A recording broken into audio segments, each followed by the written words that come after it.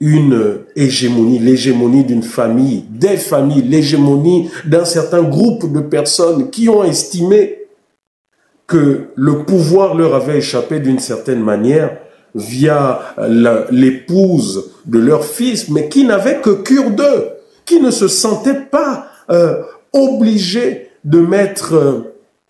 qui ne se sentaient pas redevables envers un certain groupe de personnes qui, eux, estimaient que le pouvoir au Gabon leur appartenait. Parce que comme Omar Bongo à l'époque, dans les années 80, milieu 80, ce dernier a voulu créer un royaume. Donc vous avez une frange de personnes, un groupuscule de personnes qui sont persuadées que le pouvoir au Gabon, que le pouvoir est pour eux, que le pouvoir les appartient. Donc il fallait tout faire en place, tout mettre en œuvre pour que ce pouvoir ne les échappe pas. Et c'est ainsi que nous avons vu un certain Brice Clotaire Oligui prendre le pouvoir et jouer sur les émotions, jouer sur ce que le peuple voulait entendre, qu'il est libéré, que nous allons juger les auteurs de ceux qui ont amené le pays dans cette situation et blablabla et vice-versa. Mais très tôt, nous qui avons combattu, nous qui avons été victimes de près de cette dictature, des signes n'ont pas trompé. Des signes n'ont pas trompé et ces signes, ça a été la préservation de ceux-là même qui ont toujours porté ce pouvoir. Par moments, j'entends, oui, 2016, etc., etc. Mais vous avez des gens, par exemple, comme Marie-Madeleine Boranso, qui sont des personnes sans qui ce pouvoir n'aurait jamais pu se perpétrer, sans qui il n'y aurait jamais eu de massacre, si des gens comme Marie-Madeleine Boranso avaient, depuis les années 90, depuis 1993 en l'occurrence, accepté la volonté du peuple, accepté de ne pas entrer dans les tripatouillages électoraux, dans les interprétations de lois à géométrie variable. Malheureusement, comme je vous ai dit, les signes qui ne trompaient pas étaient tout simplement la préservation de ce genre de personnes, comme Marie-Madeleine Boranso. Rappelez-vous que lorsqu'Ali Bongo tombe en 2018 et que pendant plusieurs mois, le Gabon ne sait pas s'il est vivant ou s'il est mort, et que plus tard, 2-3 mois, la souveraineté du Gabon a été transférée au Maroc, parce qu'officiellement, nous avions le président de la République, le vice-président de la République, la présidente de la Cour constitutionnelle. Nous avions en fait toutes les institutions fortes du pays en un seul endroit. Et nous avions à l'époque un premier ministre, ne l'oubliez pas, paix son âme, qui s'appelle Issoze Ngondé, qui avait commencé à entreprendre des démarches auprès de la Cour constitutionnelle de vacances de pouvoir. Rappelez-vous, ça ne fait pas une dizaine d'années, ça ne fait que 2-3 ans. Nous avions un premier ministre du nom d'Issoze Ngondé, de par la qualité des informations qu'il avait jugé bon d'entreprendre une démarche de vacances du pouvoir, afin que le pouvoir d'Ali Bongo puisse être déclaré nul, puisque son État ne le permettait pas. Et bien là encore, vous aviez Marie-Madeleine Boranso qui a intervenu. Marie-Madeleine Boranso qui a sorti à nouveau une de ses interprétations de la loi à géométrie variable. Nous avons une Marie-Madeleine Boranso à elle toute seule qui a réécrit la constitution du Gabon, qui nous a sorti des choses de triumvirat, de je ne sais trop quoi et autres et autres. Nous avons cette Marie-Madeleine Boranso, cette personne qui ne s'exprime jamais devant les caméras, cette personne qui donne l'impression de ne rien gérer, de ne rien faire dans le pays, mais en réalité, cette personne inamovible qui était l'un de ces piliers du pouvoir politique qui s'incarnait avec Idriss Ngari, Léo Hima et tous les autres. Mais nous avons eu ce Brice Clotaire Oligui lorsqu'il est venu, qui a préservé toutes ces personnes, qui les a sécurisées contre le peuple, qui s'est arrangé à ce que le peuple ne s'en prenne pas à ces personnes. Et lorsqu'il a remis ces personnes au premier plan, et il y a eu une grogne, rappelez-vous, toutes les sorties de Brice Clotaire, Oligui Nguema, que ce soit à Port-Gentil, à l'intérieur, à Mouila, partout, le peuple a crié sur ces personnes. Le peuple a crié sur ces personnes. Rappelez-vous que Brice Clotaire, Oligui Nguema s'était opposé en disant au peuple, vous faites ce que j'ai décidé. À ce moment, Brice Clotaire, Oligui Nguema n'a pas dit que c'est vous, le peuple, qui êtes souverain. Brice Clotaire, Oligui Nguema a dit, vous faites ce que j'ai décidé. Donc, c'est-à-dire qu'à ce moment-là, pour ceux qui avaient les oreilles, pour ceux qui faisaient attention à ces détails, il y avait des signaux qui ne manquaient pas. Brice Clotaire, Oligui Nguema, à 2-3 personnes près, à faire revenir aux affaires, tout simplement, tous ceux qui étaient aux affaires sous Ali.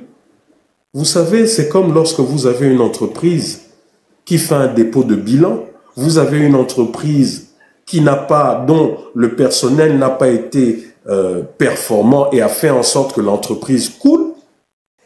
Vous avez ce qu'on appelle la liquidation judiciaire souvent, c'est-à-dire on va voir comment essayer de remettre en place l'entreprise et si on ne peut pas, on fait appel à des repreneurs. Donc vous avez des gens, des entreprises qui vont voir, qui vont dire « Ah ben oui, il y a du potentiel, je peux racheter cette entreprise. » Mais lorsque cette personne rachète l'entreprise, elle ne va pas se permettre de remettre la même équipe et de laisser cette équipe faire les choses comme elle le veut. Non, elle vient avec son expérience, elle vient avec un dynamisme et elle met en place une équipe, souvent une nouvelle équipe, où elle fait une réduction de personnel ou je ne sais trop quoi. Elle met en place une équipe pour faire repartir la machine et pour la faire repartir de plus belle. Mais lorsque vous avez un Brice Clotaire, Oligui Nguema qui nous reprend exactement les mêmes, les Michel Essongué, les Opianga, les Rossatang, c'est-à-dire la même équipe, exactement la même équipe. Eh bien, qu'est-ce qui se passe? Il se passe que le pays s'enfonce davantage. Il se passe que le peuple qui n'est pas éduqué et qui est émotif, le peuple à qui il suffit qu'on jette des eaux, qu'on jette quelques belles paroles, ce peuple-là, c'est oui, oyez, oyez, Oligui le sauveur. Mais dans le fond, la réalité est que le pays ne fait que s'enfoncer. La réalité est que lorsqu'ils prennent un pays à 60, avec une dette à 60%, aujourd'hui, on se retrouve avec un pays avec un taux d'endettement à plus de 80%. Et ça ne fait que continuer. On se retrouve avec des gens qui dirigeaient dans l'ombre et qui vous disent, lorsqu'on leur pose la question sur des plateaux télé, ils vous disent la dette du Gabon n'est pas une priorité pour nous. Voilà le résultat. Mais ce qu'il y a de plus grave, c'est que lorsque nous sortons et que nous disons à M. Oligui et à toute la suite, le Gabon sort de loin et nous ne pouvons pas reconstruire ce pays si nous ne nous asseyons pas pour voir ce qui n'a pas marché. Nous ne pouvons pas reconstruire le pays si nous ne demandons pas pardon pour les crimes qui ont été commis. Ce n'est pas moi qui ai organisé des cérémonies traditionnelles pour montrer qu'on est attaché à la culture gabonaise. Ce n'est pas moi qui ai créé désormais une section traditionnelle, pour ne pas dire pygmée, au niveau de la garde prétorienne, de la garde présidentielle, de la GP, appelée la GR. Ce n'est pas moi. Donc, si aujourd'hui on nous met en exergue le fait que, bien que nous soyons occidentalisés de par notre manière de faire, de par la manière de gérer le pays, ce n'est pas moi qui mets en exergue que nous sommes et nous restons bantous. Donc, par rapport à tout le sang qui a été versé, comme le recommandent nos traditions, nous devons aller sous l'arbre à palabres. Nous avons demandé cet arbre à palabres que d'aucuns appellent la commission justice, vérité, réconciliation et autres. Et là encore, celui qui s'est présenté et qui prétend être le sauveur du Gabon nous dit qu'il ne veut pas en entendre parler. Et là, encore une fois, pour ceux qui sont avertis, on se pose bien la question, mais pourquoi? Pourquoi? Parce que ça permettrait aux Gabonais qui ne se parlent pas, qui se sont regardés en chien de faïence pendant des décennies, ça permettrait aux Gabonais qui, jusqu'à présent, n'ont toujours pas fait le deuil depuis 2009, depuis 2016 et bien avant. Ça permettrait aux Gabonais, au moins, de mettre un nom sur leur douleur. Ça permettrait au peuple, au moins, de faire le deuil des atrocités commises. N'est-ce pas ce que nous avons demandé pendant des années? N'est-ce pas ce que la société civile a demandé pendant des années? Mais aujourd'hui, curieusement, nous sommes sortis, nous avons réclamé justice. Nous avons réclamé que la justice, la seule et la vraie, celle qui est incarnée par une balance, celle qui est incarnée par un glaive et celle qui est incarnée par une personne qui a le bandeau, qui a un bandeau au niveau des yeux, c'est-à-dire que la justice est équitable à travers cette baleine et la justice a un glaive qui est là pour trancher. Brice Clotaire Oligui nous a refusé cette justice. Nous avons personnellement demandé à ce que, après les révélations que M. Brice Clotaire Oligui a faites, qui sont haute trahison, détournement de fonds, falsification de signatures, trafic de drogue, et j'en passe, nous avons demandé à Brice Clotaire Oligui d'appliquer la loi envers Sylvia Bongo, envers toutes les personnes arrêtées, mais de ne pas s'arrêter là, de poursuivre envers Marie-Madeleine Boronso, envers Léa Crombessi, envers toutes ces personnes. Au dialogue national où Brice Clotaire Oligui lui-même, dans sa résidence, après plus d'1 heure de discussion vraie, Brice Clotaire Oligui Nguema m'a demandé mon nom et prénom correct, a pris un bic et sur une feuille blanche a écrit mon nom après m'avoir demandé de participer au dialogue national. C'est Brice Clotaire Oligui Nguema qui m'a introduit dans la commission justice, vérité, justice, droit et vérité. C'est Brice Clotaire Oligui Nguema et personne d'autre. Je suis allé au dialogue. Diminuez-moi votre PS. Là. Je suis allé au dialogue. Nous avons eu des milliers de recommandations des Gabonais.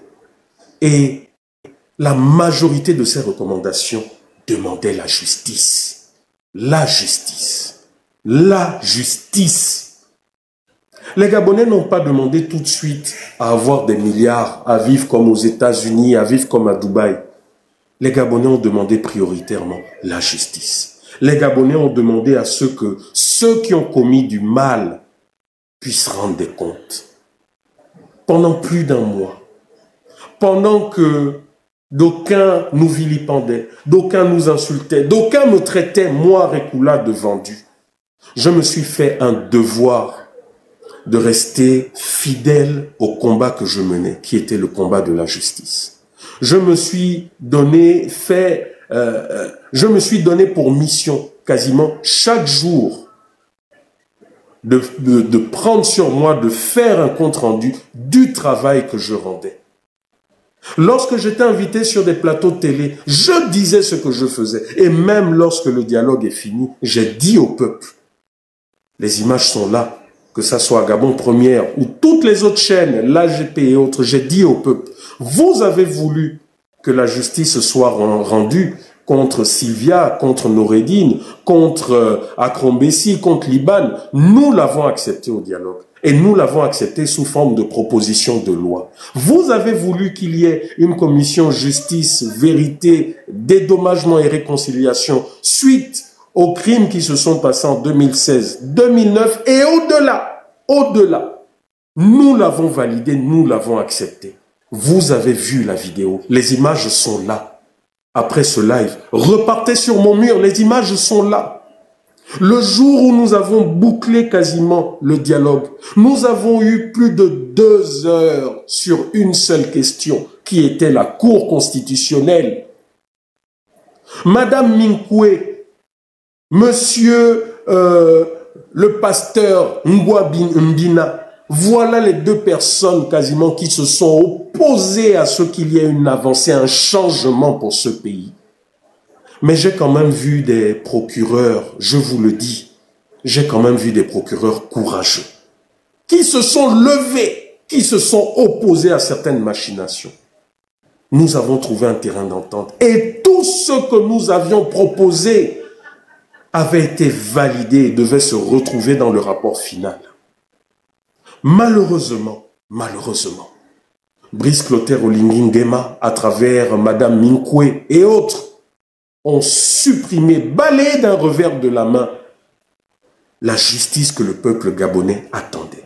Parce que c'est bien beau aujourd'hui de crier sur les activistes. C'est bien beau aujourd'hui de sortir des ignominies. Comme quoi aujourd'hui nous sommes du côté de Sylvia. C'est bien beau de sortir des affabulations pareilles. Mais il est important de savoir véritablement ce qui se passe dans ce pays. Brice Clotaire Oligui Nguema et tous les garants qu'il a mis se sont arrangés à ce qu'il n'y ait jamais de justice, de procès contre Sylvia Bongo, contre Ali Bongo. Jamais. Rappelez-vous, c'est ce même Brice Clotaire Oligui Nguema qui a mis Ali Bongo en résidence surveillée, gardée par un bataillon lourdement armé.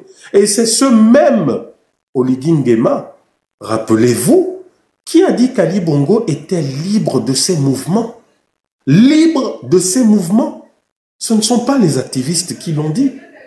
Mais de quel Ali Bongo parle-t-on? De quel Ali Bongo parle-t-on, dont parle Brice Clotaire Oligui Nguema qui était libre de ses mouvements? Celui qui est responsable des crimes de 2009? Celui qui est responsable des crimes de 2016? C'est bien de ce Ali Bongo qu'il a permis d'être libre de ses mouvements pendant toute la transition. Mais excusez-moi, de quelle justice parle-t-on? C'est bien ce même Brice Clotaire Oligui Nguema qui a fait le témoignage en disant que Ali Bongo ne gérait plus rien, que c'est Sylvia Bongo et Noureddine. Mais expliquez-moi, vous pouvez me dire institutionnellement quel était le pouvoir qu'avait Sylvia Bongo ou Noureddine Bongo? Expliquez-moi un peu. Parce qu'en fait, aujourd'hui, je tombe des nues. Lorsque Sylvia Bongo était à la présidence de la République, avez-vous vu un texte législatif qui disait que cette femme et son fils avaient un pouvoir institutionnel, avaient un pouvoir sur l'armée gabonaise? Vous avez tous entendu Sylvia Bongo, vous avez tous entendu Oligui Nguema dire qu'il n'avait même plus accès à Ali Bongo. Que lorsqu'il allait pour rencontrer Ali Bongo, c'est lui qui le dit, se cachait derrière la porte et envoyait Sylvia ou Noureddine. Mais dites-moi, lorsqu'Oligui Nguema a prêté serment, de fidélité au peuple gabonais, il a prêté serment pour Sylvia. Pourquoi à ce moment Oligui Nguema n'a pas mis Sylvia Bongo ou Noureddine aux arrêts? Lorsqu'Oligui Nguema nous a dit qu'il a vu la falsification de signature de la part de Sylvia Bongo, pourquoi à ce moment, séance tenante, il ne l'a pas mis aux arrêts? Pourquoi il ne l'a pas? Parce que je ne pense pas que si Sylvia ait falsifié la signature, qu'Ali Bongo aurait été d'accord, aurait été content, je pense. Pourquoi à ce moment-là, il n'a pas recueilli toutes les preuves et qu'il n'a pas déféré à mener Sylvia devant le procureur de l'époque, un certain monsieur Ropona ou monsieur Rapona? Mais enfin, de quelle justice vous parlez? Parce qu'aujourd'hui, j'ai l'impression que beaucoup ont la mémoire courte. Monsieur Oligui Nguema a mis aux arrêts ce que nous avons appelé la Young Team, le noyau dur. Ils ont mis plus de 2 ans, dont certains sont toujours en prison. Monsieur Oligui Nguema, devant la télévision française et gabonaise, nous a dit qu'ils ont les preuves de tout ce qui est reproché à Sylvia Bongo. Excusez-moi, Pourquoi depuis aucune instruction n'a été ouverte? Pourquoi depuis aucun procès n'a commencé? Est-ce l'Union africaine qui a empêché M. Oligui Nguema d'ouvrir une instruction à un procès? Est-ce le président d'Angola qui lui-même, rappelez-vous, lorsque la femme de son mentor, M. Mugabe, a tenté de prendre le pouvoir parce que son mari n'étant plus en capacité, lorsque cette femme a tenté de réquisitionner le pouvoir, ce dernier qui était pourtant le poulain de M. Mugabe a refusé. Donc, est-ce le président d'Angola qui était en même temps fils de l'Union africaine qui a demandé à notre procureur de la République de ne pas lire le droit? Parce qu'aujourd'hui, on parle de Sylvia, de Noureddine qui sont partis. Mais où sont les Océnies? Où sont les Océnies? Pourquoi jusqu'à présent ne sont-ils pas jugés? Où est monsieur le ministre Massassa? Pourquoi aujourd'hui n'est-il pas jugé? Où est aujourd'hui Yann Goulou? Pourquoi aujourd'hui n'est-il pas jugé? Mais curieusement, nous, activistes, qu'on traite aujourd'hui de vendus, c'est nous les activistes qui sommes sortis, qui avons rendu public le fait que Sylvia Bongo ait été mise en liberté. C'est nous. C'est nous qui sommes sortis les premiers nous offusquer en disant justice justice pour le peuple gabonais. C'est nous. Nous n'avons pas vu les partisans de je ne sais trop quoi venir s'offusquer du fait que la justice... Monsieur, vous me parlez de procédure, mais justement, à quel niveau est cette fameuse procédure? Il y a une procédure. À quel niveau elle est? Parce que je me rappelle que lorsque nous, activistes, nous demandions la justice, voilà ce que vous disiez. Le général Oligui est un stratège. Il sait ce qu'il fait. Attendez après les élections, vous verrez. Vous vous rappelez que c'est ce qu'on nous disait. Vous vous rappelez qu'on nous disait qu'il ne peut pas les faire juger parce qu'il n'est pas encore élu président de la République. On ne nous disait pas que la loi, on nous disait le président Oligui, le président de la transition. Vous vous rappelez que c'est ce qu'on nous disait? Que vu qu'il est président de la transition, vu qu'il n'est pas élu, il ne peut pas faire ci, il ne peut pas faire ça. Prenez votre mal en patience, il faut d'abord les lire et vous verrez ce qu'il fera. N'est-ce pas ce qui a été fait? Vous l'avez élu, soi-disant. Eh bien, qu'est-ce qu'il vous a fait? Il vous a libéré Sylvia. Il vous a fait croire que, voilà, l'Union africaine, ce sont des histoires. La famille, vous êtes 276 sur TikTok, vous êtes là 172 sur Facebook, sans compter ceux qui sont à la fenêtre. Mettez des cœurs, tapotez, je vais couper les commentaires parce que ce n'est pas la télé. Nous mettons nos vies en danger depuis des années pour vous éveiller, pour que vous compreniez. Et aujourd'hui, vous voyez le fruit du travail que nous menons. Donc, lorsqu'on vous demande de tapoter, de mettre des cœurs ou d'envoyer des trucs pour que ça augmente l'audimat, pour que ça puisse toucher le maximum de personnes, ce n'est pas pour s'amuser. Donc, mettez des cœurs, tapotez, envoyez des cœurs parce que, voilà. Le but, c'est d'éveiller des consciences. Le but, c'est que vous sortiez, que les écailles tombent de vos yeux. Le but est que les magistrats puissent sortir de la peur dans laquelle ils sont et qu'ils puissent enfin se battre pour ce pays. Parce que les révélations que je voulais vous faire, c'est que aujourd'hui, Sylvia Bongo, parce que je vous ai dit, vous vous rappelez, lorsqu'ils les ont laissés, je vous ai dit, oh TN, bonsoir TN. Je vous ai dit lorsqu'Oligui a commis l'erreur monumentale de sortir Sylvia, vous vous rappelez que j'ai fait un post où j'ai pris l'image de Cersei Lannister dans Game of Thrones. Vous vous rappelez? Et je vous ai dit, c'est maintenant que le game va commencer. Si Oligui Nguema nous avait écoutés, si Oligui Nguema avait utilisé la loi et avait jugé Sylvia et Ali, selon ce que le droit gabonais recommandait. Mais aujourd'hui, nous ne serions pas dans cette situation. Mais vous savez ce qui s'est passé. Les véritables détenteurs du pouvoir, les véritables détenteurs de ce pouvoir, les extrémistes de Ngoni, les Idriss Ngari et tous les autres, ont imposé à Brice Clotaire Oligui de ne pas faire de mal, de ne rien faire à Ali Bongo. Parce qu'ils se sentent redevables d'Omar Bongo. Tous. Que ça soit Marie-Madeleine Boranso, que ça soit les Oïma, que ça soit. Ils se sentent tous redevables d'Omar Bongo. Donc pour eux, quelles que soient les bêtises que leur enfant Ali a pu commettre, ils estimaient que l'AVC qu'il a eu, le double AVC qu'il a eu, a été suffisamment pour le corriger. Donc la seule chose qu'il fallait faire, puisque de toute façon Ali Bongo ne gérait plus rien, rappelez-vous, Ali Bongo c'est une réalité, ne gérait plus rien.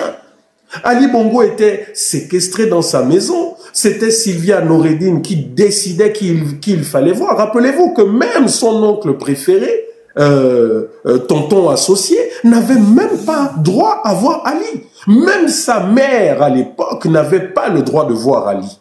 Oui, c'est une réalité. Donc vous avez en fait eu un consensus de toutes ces personnes qui disaient « Ok, nous allons conserver le pouvoir, nous allons le prendre, mais ne touchez pas à Ali Bongo. » Voilà ce qui a été fait. Par contre, la bande de tous ceux-là qui ont confisqué le pouvoir et qui ont cru pouvoir nous dominer, à ceux-là, nous allons récupérer tout ce qu'ils ont pris et nous allons leur faire ça dur.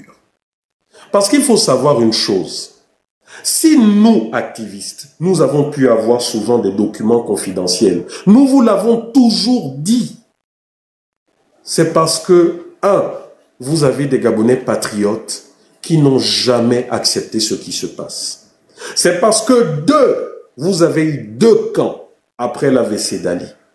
Vous avez eu un camp géré par Marie-Madeleine Boranso et tout le clan des extrémistes Teke. Et vous avez eu un autre clan qui était le clan de la Young Team de Sylvia. Sylvia, Noureddine et autres ne se sont jamais sentis Teke.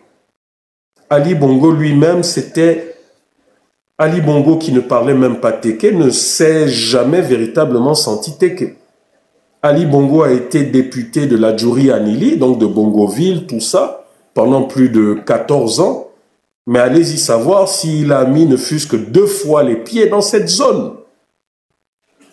Il ne s'est jamais senti Teke en tant que tel.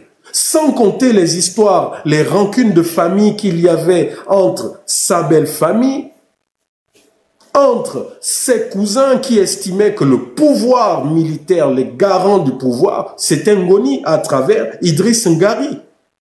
Parce que vous, aujourd'hui, qui êtes dans l'émotion, il faudrait que vous compreniez ça. Il faudrait que vous ayez ces outils de compréhension.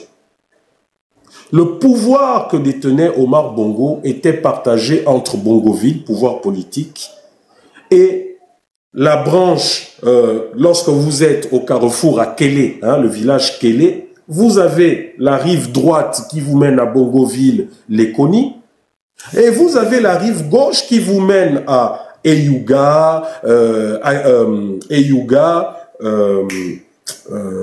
Ngoni, ensuite Akieni. Donc, Eyouga, c'est la branche, en fait, il faut savoir que là, on est en pays Obamba, quasiment. La branche droite, c'est en pays Teke, Bongoville, Lekoni. La branche droite, donc vous avez un petit mélange, on est beaucoup plus en pays Obamba, à l'exception de quelques petites poches de 2 ou 3 villages où vous avez des Teke, c'est Ngoni. Tout le reste, Ngoni c'est le pays Teke, tout le reste, c'est des pays Obamba. Donc les Eyouga et autres. Et ensuite, vous aviez, plus loin, vous aviez Akieni chez Patience Dabani. Donc ce pouvoir a toujours été querellé comme ça, vous qui ne le savez pas. Donc cela, voilà pourquoi on dit, mon père le disait souvent, que vous aviez dans cette zone, vous aviez la zone où vous aviez le plus de généraux au kilomètre carré. Toute cette zone, ce n'était que des généraux. Et ce sont ces généraux qui, de génération en génération, ont maintenu le pouvoir militaire. Et c'est ce pouvoir militaire, adoubé par la grande association Tsumu, dirigée et créée par Idriss Ngari, par Ohima, qui ont décidé, avec l'appui d'Emboranto et autres, qu'il fallait passer à la vitesse supérieure parce que la fille de leur enfant ne les reconnaissait pas, s'en foutait totalement d'eux. Et ces enfants encore pire. Et ils étaient beaucoup plus proches de personnes, de Gabonais d'origine étrangère, que de ce cœur qui a toujours été là, vents et marées, pour protéger le pouvoir d'Omar Bongo. Pire encore, ceux-là ne s'entendaient pas avec l'oncle Junior, qui a causé des soucis avec le grand-père Sassou de l'autre côté. Donc lorsque ces derniers ont décidé de récupérer ce pouvoir, ordre a été donné à Oligui de ne pas toucher à Ali Bongo. Par contre, Sylvia Bongo, qui avait été méprisante, Sylvia Bongo qui avait humilié ces gens, son sort était scellé. Maintenant, il s'est posé également un problème. Comment juger quelqu'un qui connaît tous les secrets de la République? Comment juger cette personne? Je vais vous faire écouter quelque chose. Ah non, zut. Bon, sur TikTok, ne quittez pas, hein. Je suis obligé d'aller dans mon WhatsApp, donc ça risque de couper. Tapotez, mettez des cœurs. Ne quittez pas. Ok, je comprends. Je voulais vous faire écouter, malheureusement la vidéo est effacée. Je voulais vous faire écouter quelque chose. C'était la vidéo de Maître Moubembe, Maître Jean-Paul Moubembe. Rappelez-vous sur un plateau télé de ce que Maître Jean-Paul Moubembe a dit. Il y a plusieurs mois, Maître Jean-Paul Moubembe, oui, j'ai WhatsApp sur le PC, mais en fait, ça a été effacé. Le Phénix, je ne sais pas, si tu es connecté ou si tu es en fenêtre, envoie-moi sur WhatsApp, s'il te plaît, la vidéo de Maître Jean-Paul Moubembe concernant Sylvia Bongo, s'il te plaît. Ou si Dana, si quelqu'un l'a, envoyez-la moi sur WhatsApp, s'il vous plaît. Rappelez-vous de ce que Maître Jean-Paul Moubembe avait dit. Il vous avait dit, Sylvia Bongo ne sera jamais jugée au Gabon. Il vous l'avait dit comme ça, il vous l'avait lâché en plein plateau télé. Il vous avait dit qu'elle ne sera jamais jugée au Gabon parce que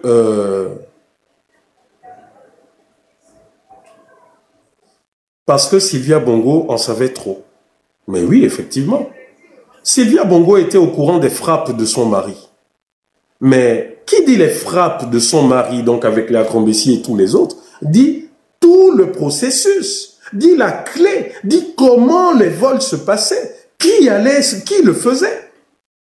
Vous vous rappelez qu'il y a quelques jours, la fille de Mac Joss, dans le live de Dana, nous a dit qu'un certain Brice Clotaire Oligui lui-même a dit que c'est lui qui a mené la valise remplie de millions d'argent pour aller donner aux défunts Mac Joss.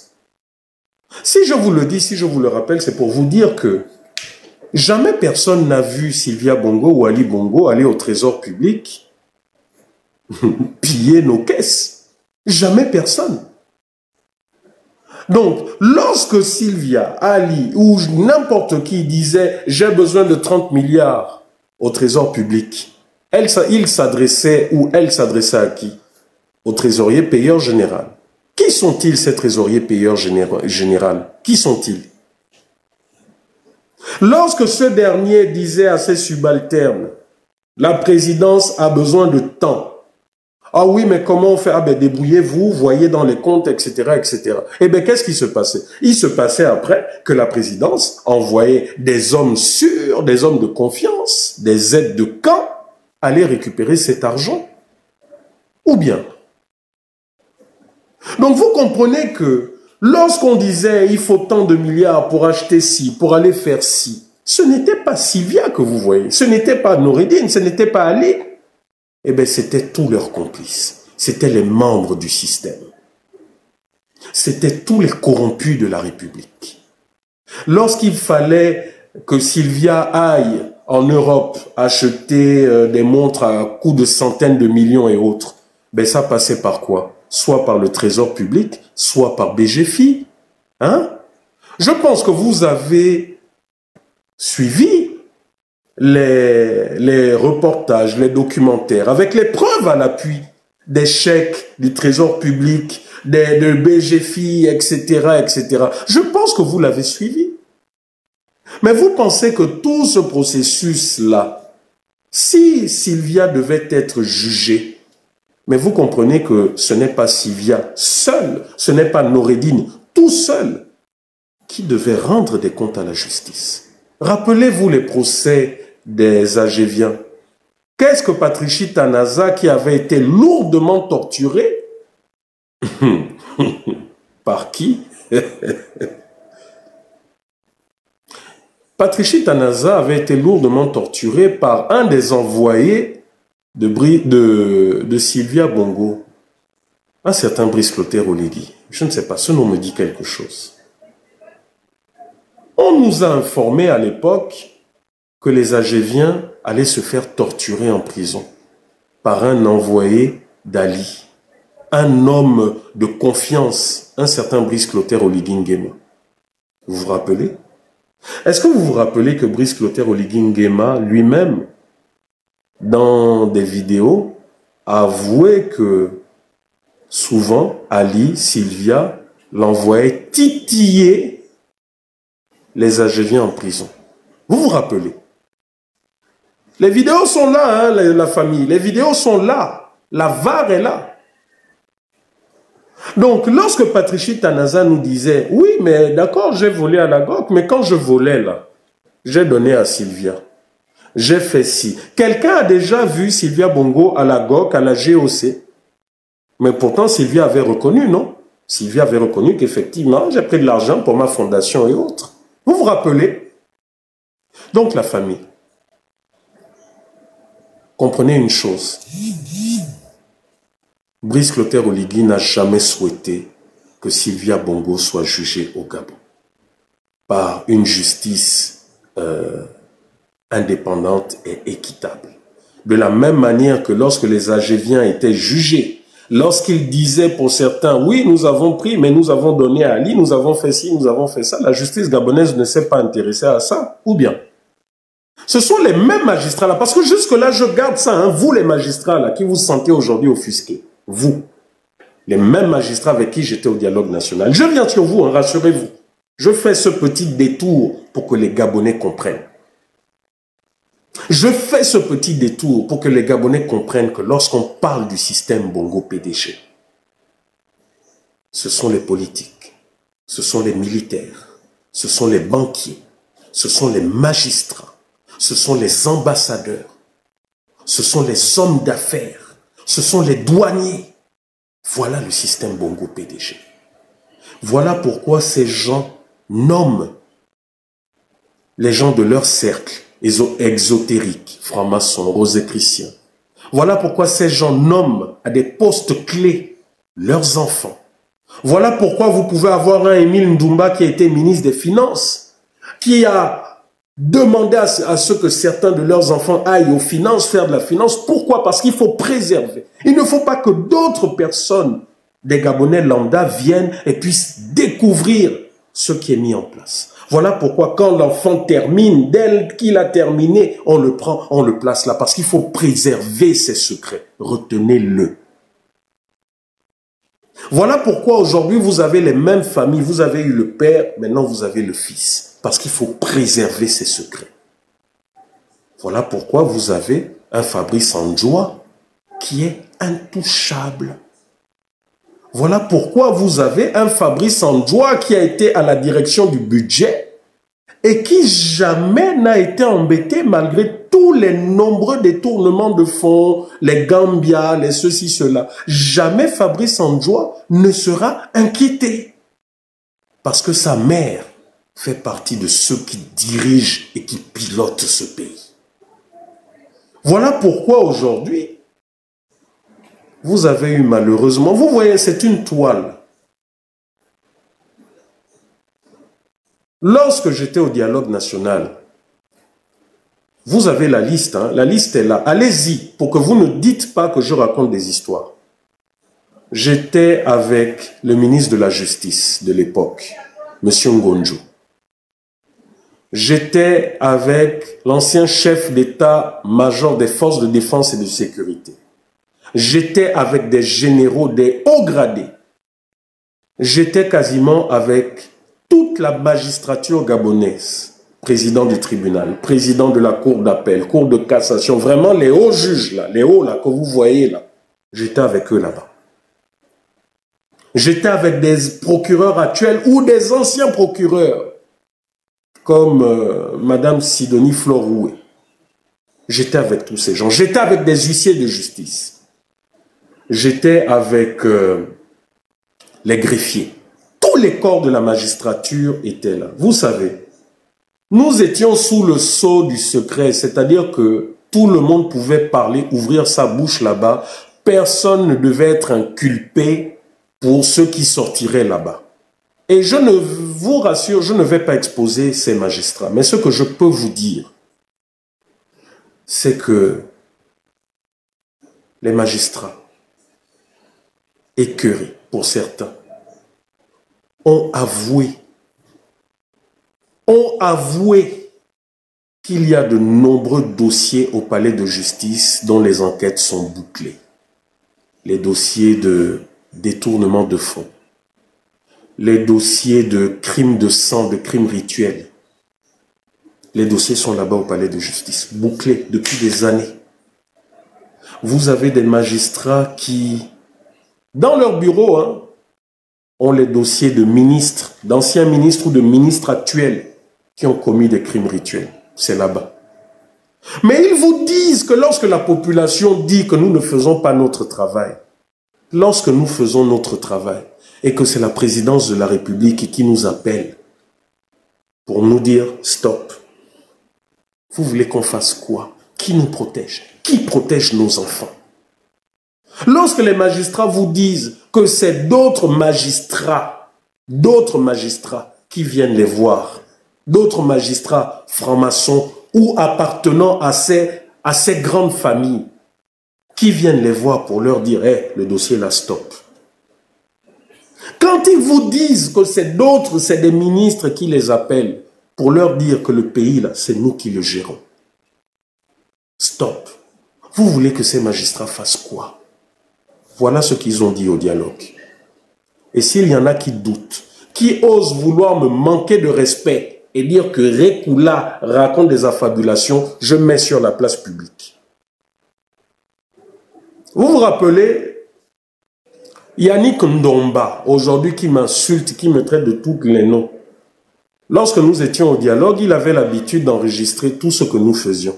Dans la table où j'étais, l'autre côté, je crois qu'il y avait le grand frère Paul Mouketou. Nous étions, il y avait des gens de la diaspora. Hein. Et la table où nous étions, Yannick Ndomba avait l'habitude d'enregistrer, de filmer, de machin. Après, il nous balançait ça.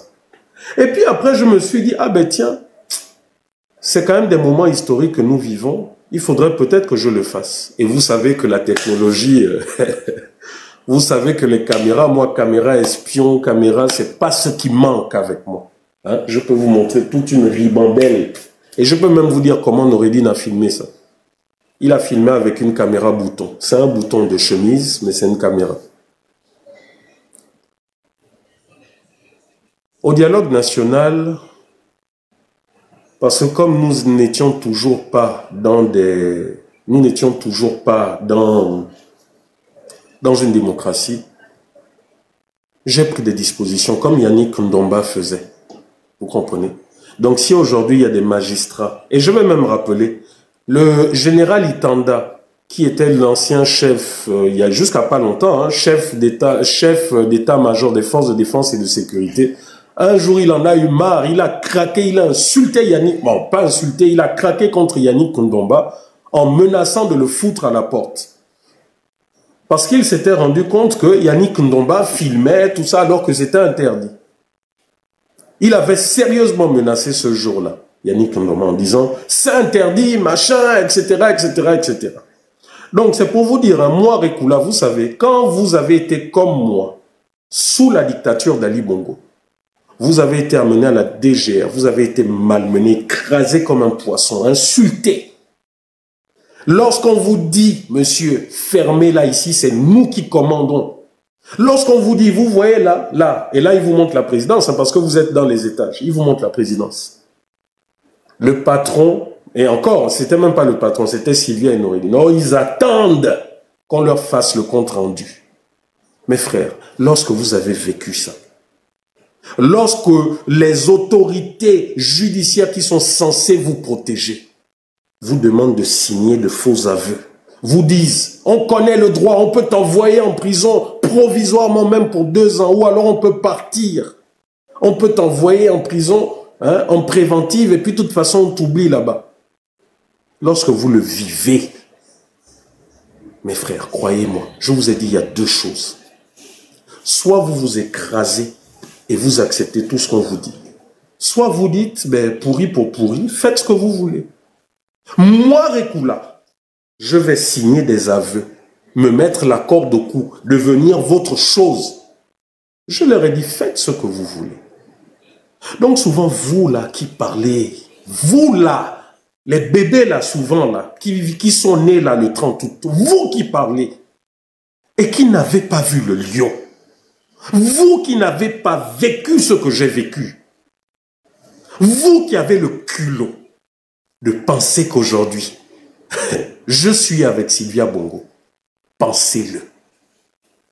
Je dis bien, vous qui n'avez pas vu votre vie défiler comme la mienne a défilé en quelques jours, vous qui n'aviez pas été... Oh putain.